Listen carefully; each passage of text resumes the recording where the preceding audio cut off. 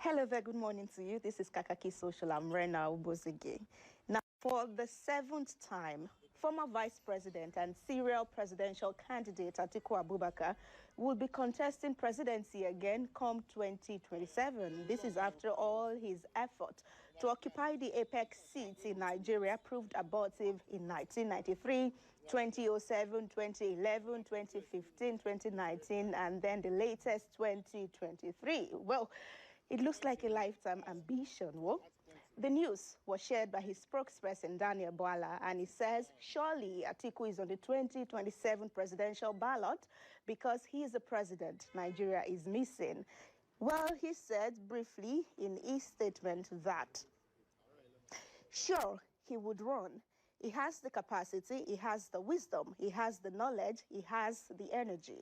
And then he continued, and he says, and he is a president we never had, because to be honest with you, if any politician understands the private sector very well, it is Atiku Abubakar, and our economy can only come alive if there is a private sector-led economy. He is the president the country is missing because his experience and capacity. Pastor Who says Atiku Abubakar wants to run again in 2027 and he will be 81 years by that time. We really need to sit Atiku down and ask what Nigeria bought in his calabash and didn't pay. And then newborn fella, he says the man needs win Guinness Book of Record at this point for real. And another user on X says, who is Sami, says Atiku's PDP should have teamed up with Peter Obi's Labour Party. The biggest mistake has already been made, which was allowing Bulaba to win the 2023 election. Atiku should kiss his presidential ambition goodbye forever. More thought to be from another user who was tweeting on X yesterday in reaction to this, and he says, if PDP give him if PDP give him ticket again, then they will only collectively solidify their political status as a club of money grabbers with no interest about the welfare of the people. And final thought being on the part of Atiku will be from Abdulaziz, who attached Atiku's picture in his post, and he says, my man of the year, Waziri Atiku. Okay, 2027 is almost here. Let's see if this is just to stir up a conversation online or this is actually going to be the state of things. Let's proceed to other story. Now, our former presidential aide, Reno Omokri, is asking the Tinubu-led administration to ban and regulate sports betting apps and gambling of all sorts in Nigeria.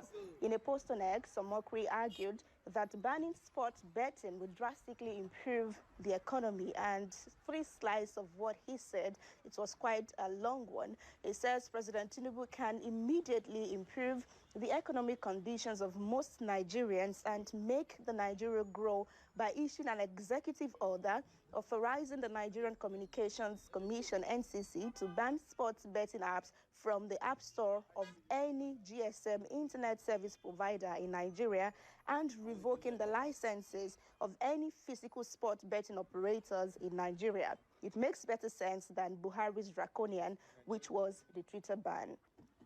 He says there is such an epidemic of gambling in Nigeria and it is destroying Nigerian youth. $1 billion is spent on gambling daily in Nigeria, according to the National Lottery Trust Fund. Please fact check me. The average Nigerian spends $15 daily on sports betting and other types of gambling, with the vast majority of that amount leaving our economy and going to places like Russia, South Africa, and Europe. He says the Naira can never sustain its rally under such circumstances. The last paragraph we would be taken from that tweet is that a lot of the petty crime in Nigeria is caused by youths seeking money by any means to fund their gambling habit. It would be irresponsible for a first-class accountant like Tinubu not to act on such a matter as threatening to our national security as this gambling epidemic. Now, all this trended yesterday, and let's bring you in at this point to see how you reacted to this. Usifu A says, your suggestion makes a lot of sense. We are in a democracy and you just can't ban gambling, but rather make it unattractive or impose tariff that will retain earnings within the shores of the country. American is a heavy betting company, but have legislations to balance the tripod. And more thought will be from Belly Chris, who says, country where don't spoil. Leave betting out of this. Banning sports betting is not the way out. They should work first on cost of Fs, which would be food and fuel. Then we can revisit this. It says, not just they talk rubbish. We're not in Nigeria. And another user at Alpha Mail says, gambling is for 18 years older, and it states on every platform to bet with your spare money. The poverty rate of the country has made people to spend their little money on gambling with the hope to win big and start their life. Tell the government to eradicate poverty first. Okay, we move on to more stories at this point. I mean, Reno is saying that a first-class accountant as the president, I mean, is it blackmail or something? Or because you're this person, you have to do this. But let's see if presidency will consider this or not. Now, it was in some papers Wednesdays that the Nigerian National Petroleum Company Limited, NNPCL, was making plans to announce a new increase in fuel pump price, and it was going to be 1,200 naira per liter. However, the NNPCL, in a later statement on X, denied it, and they said there was no such thing at all, asking Nigerians to avoid panic buy. Let's read about 2 paragraphs of what they said on X yesterday. Yeah, they released it yesterday. It says no increase in PMS prices. NNPC Limited assures Nigeria. Let's see a body of it. It says, the NNPCL assures the public that there is no imminent increase in the cost of premium motor spirit, PMS, commonly known as petrol. NNPC Limited urges Nigerians to disregard unfounded rumors and assures them that there are no plans for an upward review of the PMS price. More thoughts on their post yesterday on the space of social media. Okay, Salt of the Earth says, this is what you always say until we get to the filling station to meet a new price. Another user says, First Ladyship, she says, fuel may rise to 1,200 naira. Pata pata, it will settle at 900 naira. Nigerians will complain for 3 days. They will tell you to sacrifice. National Assembly will enjoy 335 billion naira this year. NLC will make some noise and negotiate. Khan and Imams will tell you to pray. When pushed to the wall, Nigerians enter the wall. And another user, Daniel Rega, says NNPC Limited claims there is no increase of fuel pump price to 1,200 naira. This would have been credible news. But did NNPC not deny the increment in pump price before, and it later turned out to be true? This government isn't trustworthy at all. Well, let's go over to our final story. If you remember, the 2 special constables that were dismissed for extorting a tourist that was coming in from the Netherlands to Nigeria, they have been dismissed, and then they are now blaming the Nigeria police force. As a matter of fact, they've called them out, and in a video on TikTok, they claim that they weren't paid for over 3 years by the NPF, and they wonder how they were expected to at least feed without demanding money from road users. For the salary ni agba salary kankan láti ìgbà tá ti bẹ̀rẹ̀ agba salary kankan. Sir, kò yé mi. 3 months, 3 years. 3 years, 3 months. Ọdún kẹta oṣù mẹ́ta láti dàbá yà sí gba salary kankan. Wà ní station tí wọ́n dẹ̀ ń post wa láti máa lọ ṣiṣẹ́ káàkiri. Kò yé mi. Ẹ ń ṣiṣẹ́ ẹ gbowó. Àgbowó wọn ò fún wa lówó. Wọn ò fún wa lówó àtọ̀.